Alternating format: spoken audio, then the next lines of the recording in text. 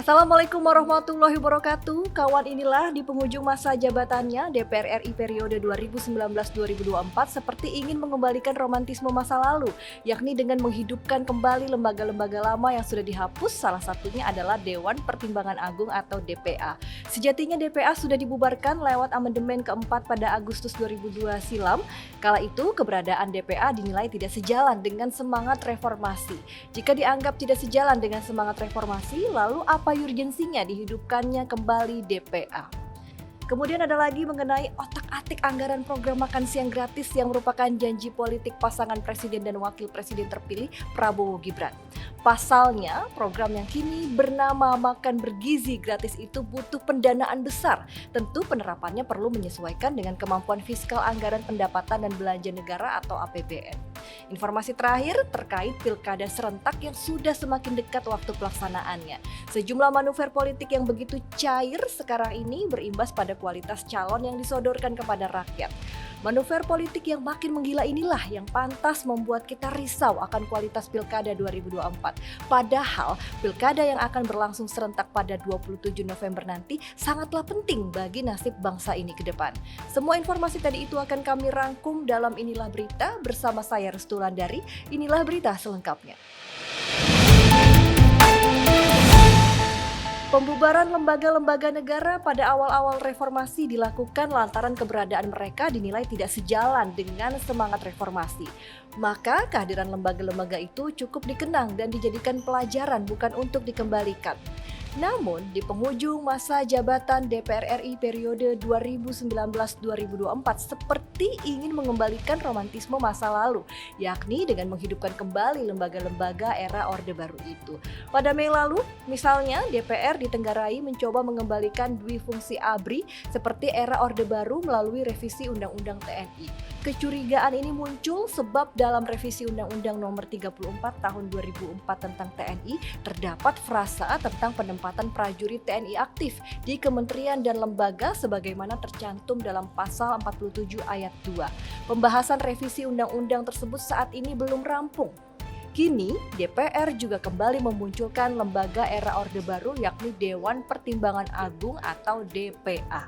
Melalui revisi Undang-Undang Nomor 19 Tahun 2006 tentang Dewan Pertimbangan Presiden atau Watimpres. Seluruh fraksi di DPR sudah menyetujui RUU tersebut dibawa ke rapat paripurna dan menjadi usul inisiatif Dewan. Lembaga baru tapi lama ini bakal mulai bekerja di era pemerintahan Prabowo Subianto. Anggota DPA nantinya diangkat dan diberhentikan oleh Presiden melalui keputusan Presiden atau Kepres. Berbeda dengan Watimpres yang tidak setinggi lembaga-lembaga negara lain, dalam revisi itu juga dinyatakan bahwa nanti kedudukan DPA bakal sejajar dengan kementerian dan lembaga lainnya.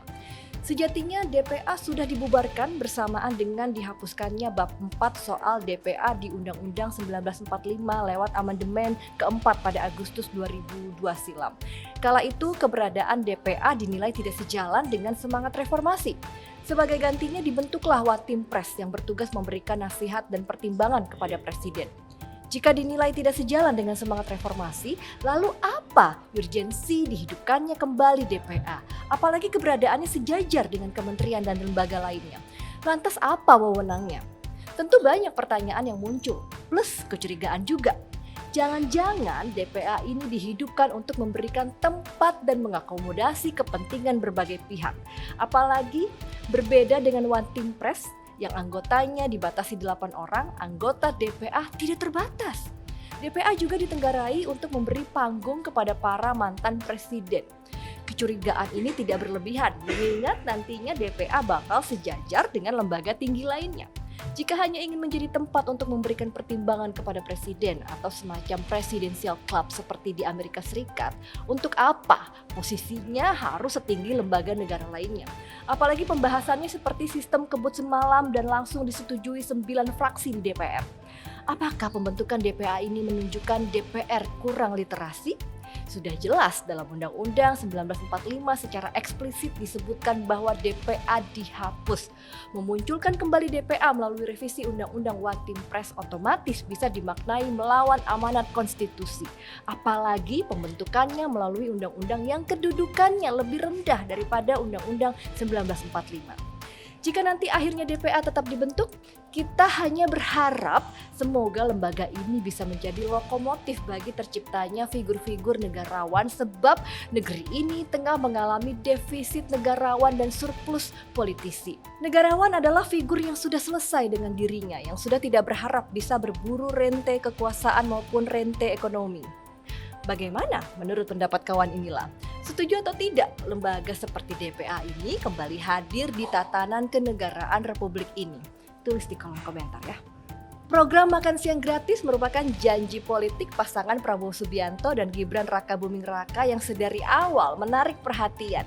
Janji ini menjadi salah satu yang mampu menarik minat pemilih hingga mengantarkan pasangan nomor urut 2 itu memenangi pemilu 2024 lalu. Janji adalah utang yang harus dibayarkan. Namun, karena program yang kini bernama Makan Bergizi Gratis itu butuh pendanaan besar, tentu penerapannya perlu menyesuaikan dengan kemampuan fiskal anggaran pendapatan dan belanja negara atau APBN. Sungguh tak elok apabila program tersebut hendak dipaksakan berjalan dengan mengorbankan program pemerintah lainnya yang langsung berdampak pada kebutuhan dasar rakyat.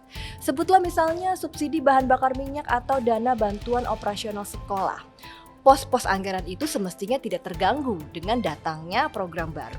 Untuk itulah, kesehatan APBN 2025 harus menjadi pertimbangan serius demi memastikan bahwa program makan bergizi gratis tidak menjadi beban berat bagi kinerja fiskal Indonesia.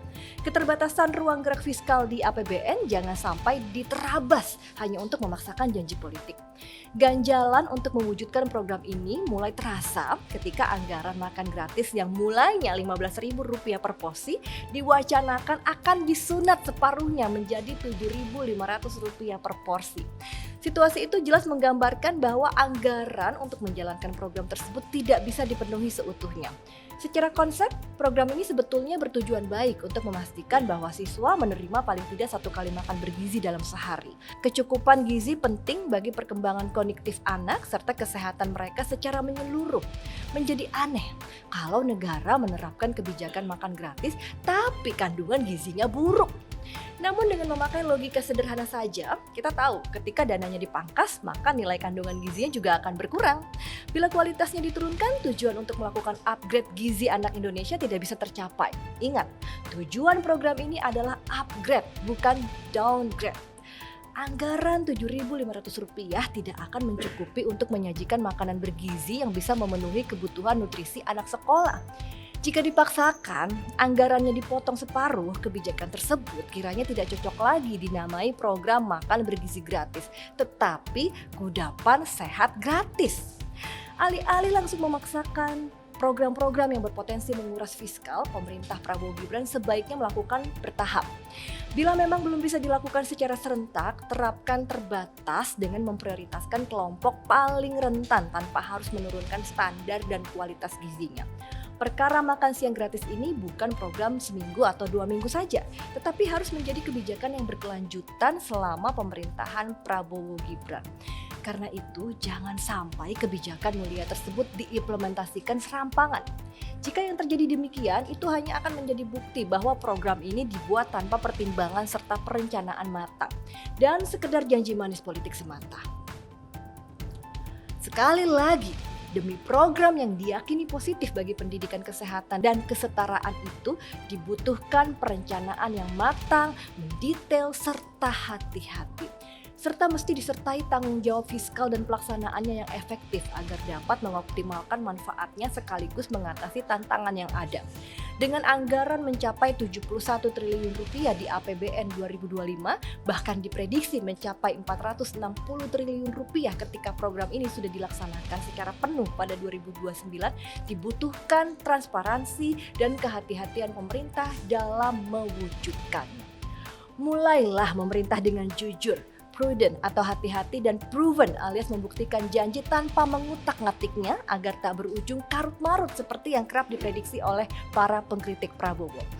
Jadi ya balik lagi, buktikan kalau program yang sebenarnya mulia ini bisa berjalan baik tanpa nantinya menjadi beban. Jadikan ini beneran program makan siang bergizi, bukan hanya sebuah makanan pembuka yang enak dimakan di awal saja.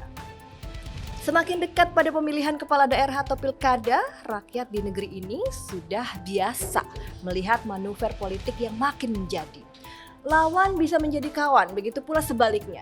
Koalisi lama pecah, koalisi baru terbentuk, atau bahkan kian banyak yang bersatu membentuk koalisi super. Politik memang begitu, cair jikalau tidak mau disebut absurd. Semuanya dianggap sah selama tidak melanggar hukum. Bahkan jika perlu, hukumlah yang disesuaikan demi kepentingan yang ada. Manuver politik yang makin menggila inilah yang pantas membuat kita risau akan kualitas Pilkada 2024. Padahal, Pilkada yang akan berlangsung serentak pada 27 November nanti sangatlah penting bagi nasib bangsa ini ke depan.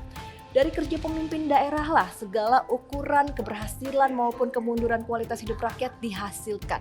Baik berupa angka kemiskinan, angka pengangguran, angka kesejahteraan per kelompok profesi maupun angka stunting. Profesor Haidar menekankan agar para calon kontestan pilkada serius mengabdi kepada rakyat dan mengurus daerah dengan sebaik-baiknya, bukan semata mencari kekuasaan atau jabatan. Tanpa niat yang lurus, kontestan pilkada berpeluang menyalahgunakan wewenang saat kelak menjabat. Perkataan Profesor Haidar itu sama sekali bukan mengawang-awang ataupun klise. Perkataan itu malah sebenarnya memiliki dua peringatan penting.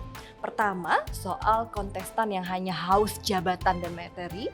Kedua, soal dampaknya jika rakyat terjebak memilih kontestan oportunis dan pemburu rente seperti itu. Manuver politik yang begitu cair sekarang inilah yang juga berimbas pada kualitas calon yang disodorkan kepada rakyat. Masalah lama perihal kaderisasi di parpol bukan saja membuat saban pilkada sosok pesohor menjadi laris. Rumus mendongkrak popularitas paslon dengan menggandeng artis memang sudah ada sejak dulu. Namun, kini artis yang masuk kontestasi bahkan dengan kualitas yang dicibir oleh rekan-rekan profesi mereka sendiri. Ini sebenarnya bukan sepele dan bukan pula kecemburuan personal. Kondisi itu sesungguhnya menunjukkan betapa kian banyak yang mengingatkan kita tentang ketiadaan rekam prestasi orang yang bersangkutan bahkan di bidangnya sendiri. Maka adalah pemikiran logis soal adanya niat bercabang yang dicari para paslon tersebut lewat pilkada ini. Pendeknya, 3 hasrat bagi mereka hendak digenggam sekaligus, yakni harta, tahta, dan pilkada. Oleh karena itu, rakyat harus makin jeli menelaah calon pemimpin mana yang memiliki kehendak lurus demi mereka. Salah satu caranya yakni dengan melihat rekam jejak di bidang masing-masing. Terhadap para paslon petahana, janji di awal pilkada yang lalu haruslah terwujud dalam 5 tahun ketika ia menjabat saat ini. Rakyat tidak boleh tergiur janji baru, apalagi menutup mata akan indikasi skandal atau kasus yang sudah ada. Angka kemiskinan dan angka pengangguran haruslah menjadi ukuran mutlak. Sebab apapun klaim keberhasilan semestinya tercermin pada penurunan kedua angka itu. Sebaliknya, klaim keberhasilan tanpa jejak di angka kemiskinan dan angka pengangguran justru menjadi pertanda kue kemajuan yang hanya dinikmati segelintir kelompok terus dilanggengkan. Bukan jarang terjadi, kue itu nyatanya hanya manis bagi kroni para pemimpin daerah itu. Bagi paslon yang bukan petahana ataupun pejabat karir di pemerintahan daerah, rekam jejak memang harus ditelaah lebih jeli. Meski begitu, sesungguhnya juga bukan perkara sulit membedakan janji manis dan niat mengabdi. Apapun bidangnya, bekerja membangun daerah ataupun membantu rakyat semestinya bisa dilakukan dengan berbagai cara. Maka sebenarnya sangat aneh jika sosok paslon di kontestasi pilkada berjanji untuk membantu rakyat, tetapi selama ini nihil kegiatan dengan masyarakat. Paslon dengan janji manis seperti itu jangankan menjadi pemimpin dan membuat kemajuan, malahan sangat mungkin justru rakyat yang mengajarinya nilai-nilai kehidupan. Oleh karena itu, kita pun mengimbau parpol untuk memilih paslon yang benar-benar berkualitas di sebulan ini menuju tenggat pendaftaran. Jangan salahkan rakyat jika berpaling, bahkan mungkin enggan memilih kalau paslon yang ditawarkan pada pilkada sekedar sosok-sosok pemburu harta dan tahta. Ya, sekarang saya tanya nih sama kawan inilah, kira-kira siapa sosok kandidat atau paslon yang cocok untuk maju di pilkada nanti? Apa masih ada sosok paslon di negeri kita tercinta ini yang berkualitas, yang maju bukan hanya sekedar hasrat kepentingan, kemudian menebar janji manis semata? Tulis ya di kolom komentar. Demikian inilah berita kali ini, jangan lewatkan inilah berita berikutnya. Jangan lupa juga untuk like, komen, dan subscribe ya kawan ya. Anda pun juga bisa ikuti update berita harian seputar politik, nasional, olahraga, sains dan teknologi, hingga informasi hiburan dan gaya hidup hanya di inilah.com. Saya Rustulandari, sampai jumpa dan wassalamualaikum warahmatullahi wabarakatuh.